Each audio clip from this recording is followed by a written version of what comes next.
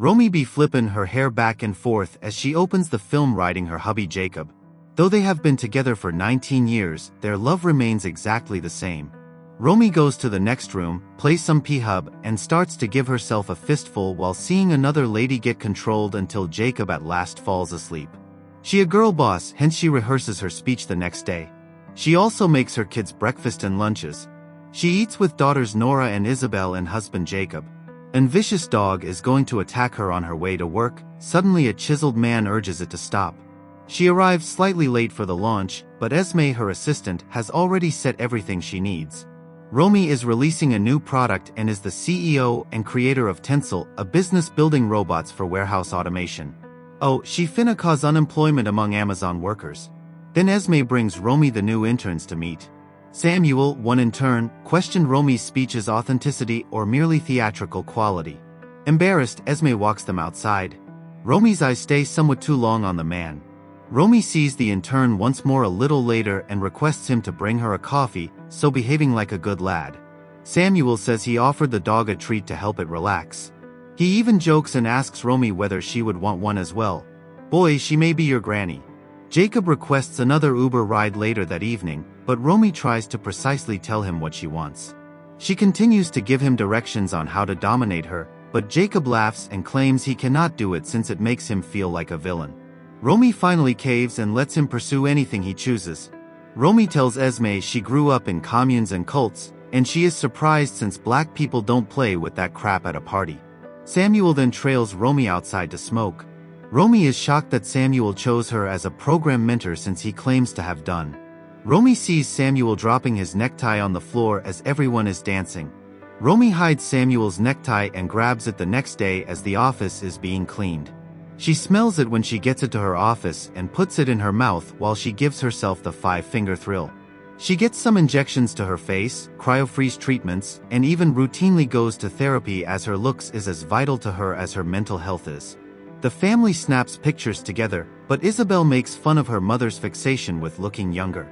Alright, but Isabel seemed like a they-them. Samuel notes the little dots on her face in the elevator the following day. She needs not those, he informs her. Then he brings back their Tuesday mentorship session. Romy reminds Esme of her promise to promote her soon as she is applying some lotion on her face. Romy turns up for the 10-minute introduction with Samuel on Tuesday. Just the two of them, the room is soundproof. He comes across as quite relaxed back. They begin by discussing Romy's company's founding before turning to Romy's leadership role. Samuel claims at one time he believes Romy enjoys receiving instructions on behavior. My vag is steaming, Mr. 50 Shades of Grey. Romy tries to leave blushing, but Samuel stops her. She then kisses him back when he leans in to plant a kiss. She then leaves the room apologizing. When Romy wakes up in the middle of the night, Ophelia, the teenage next door, is there. Isabel tells the following day she was simply having fun with Ophelia, but she is in love with her girlfriend, Mary. Oh, like mother-daughter, they both are cheaters whores. Samuel asks Romy once more at the office to respond to the email regarding their second mentorship session. Romy attempts to avoid him, but he won't let her go until she promises she will consider it. Romy then visits the theater where Jacob is a director in an attempt to replicate the well-adored film Emilia Perez. Romy hardly visits Jacob at work, hence he is astonished. Romy is seated with co-workers during a night out when all of a sudden she gets a glass of milk. She surprises herself since she did not order it. She gulps it down without looking Samuel in the eye, however she soon finds who supplied it. Samuel then passes her and remarks her as a good girl. That made my clit perform gymnastics. Romy compliments Jacob and the performers following a great theatrical performance, but she says she cannot stay long since she has work to do. Since Jacob truly needs her to stay, he is let down. Romy returns to the workplace discovering Samuel's note inviting her to meet. She discovers herself in a modest hotel awaiting him the next day. She says she came to tell him to stop his inappropriate behavior only. She argues he's too young and she doesn't want to hurt him, but Samuel knows Romy will lose everything she owns one phone call from him. Knowing this gets her on, he instructs her to kneel. Romy turns and kisses Samuel even though she still questions everything. He prefers it differently, thus they fight till she falls on the ground. He eats from his hand. Romy acts like a pet since she likes being petted and patted like one. She believes she will pee when he starts touching her, and she starts crying when she eventually goes over the brink. His holding and comforts her start their affair. She even walks into the bathroom while he is peeing and performs strange actions like shattering plates and all fours Romy cleaning it.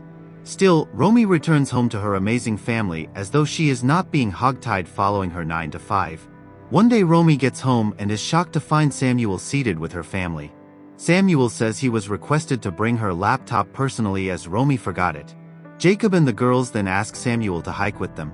Romy emphasizes to Samuel later in the car that her family is everything to her and advises him not to show up at her house once more. Samuel thus gets enraged since he feels envy. Romy should not worry, he advises her since she appears like a mother and he does not want her as a girlfriend. She went puked and gushed.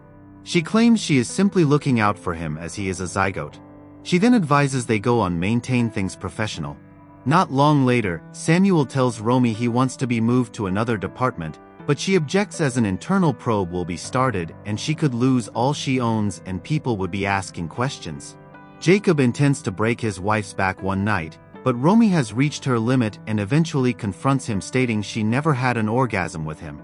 Bitch leaves the house that night to see Samuel at the bar where he works, so bewildered, only to be turned away. She tells Jacob the following day she didn't mean what she said the evening before. Girl, your vaginal range is bipolar. Romy requests to see Samuel days later since she can't stand it anymore. He begins with a small threat exposing everyone. Only if Romy agrees to follow exactly what he advises will he stay. Romy doesn't want to, hence Samuel tells her he will speak with someone and seek to be transferred should she disagree, saying all the same that what they have is consensual. Samuel tells Romy to sit on the edge of the table since she still questions things. He then hands her the two-finger special till she declares she will follow exactly his instructions. Samuel still treats Romy like a pet as the affair carries on.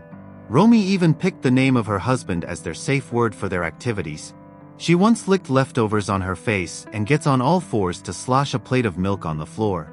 The way they created the trailer, it was really beautiful and appealing. But today I wish this love never finds me. She becomes so engrossed with it that it begins to interfere with her family life. Esme shows up during Isabel's birthday celebration along with Samuel. Romy tells Samuel she doesn't want to share him when she finds out the two are dating. Esme almost catches them in a quite clear scenario and gets enraged. Romy advises Esme to use caution after she learns about the connection as she has authority over Samuel, a still intern. Oh, the one doing all of that is you. Romy tells her spouse she has to stay at the office after work, lying. She seems not to mind even though the middle of the night is a lengthy drive. At last she arrives at the club, full of people fighting among one another. She looks so lost, a woman offers her some water and then kisses her. At last she finds Samuel, the 58-year-old dances and makes out with him in the center of the throng. When they're at last finished, he brings her to a peaceful spot where they get high and snuggle as they chat. Samuel says he enjoys Romy and Esme but in different ways. Romy at last makes her way home early morning. Still awake, Isabel is worried about her mother since she notes something has changed. Romy guarantees her everything is good. Romy constantly appears to forget, hence Esme visits their apartment the next day to discuss her promotion. Esme therefore at last admits that she is aware of Romy and Samuel's relationship. Romy looks startled, but given the bitch was clearly visible, I'm not sure why. Esme guarantees her she won't damage her reputation.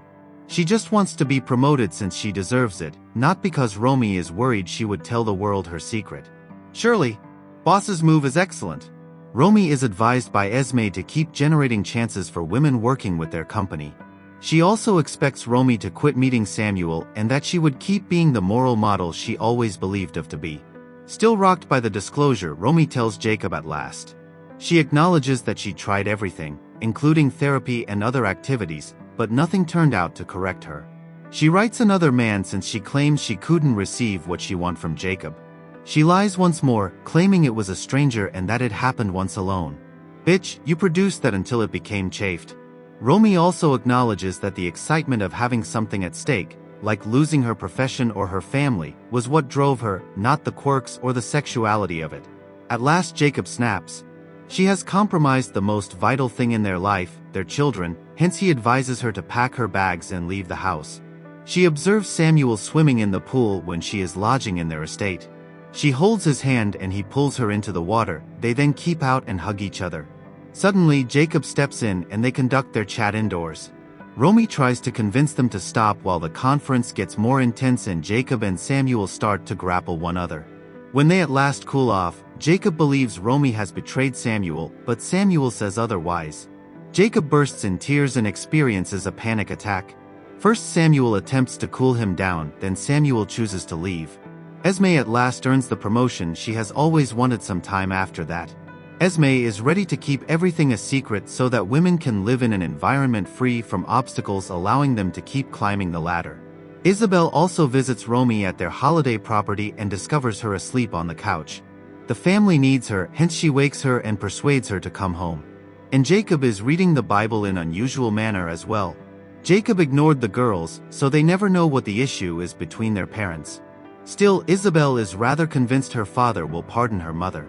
Romy thus pays her daughter some attention at last and visits the theater to meet Jacob. She acknowledges that she was the problem and that she caused it. Sebastian, a colleague she meets when she gets back to the office, notes Samuel has already changed companies. Indicating he knows about the affair, he understands Romy has something to do with it. Then, behaving so haughtiness, he orders Romy to see him at his house so they may discuss it. Romy tells him off, claiming she would hire someone to be humiliated if she wanted to be embarrassed. Not realizing Romy still thinks of Samuel treating her like a pet dog, Jacob starts to believe everything is good now.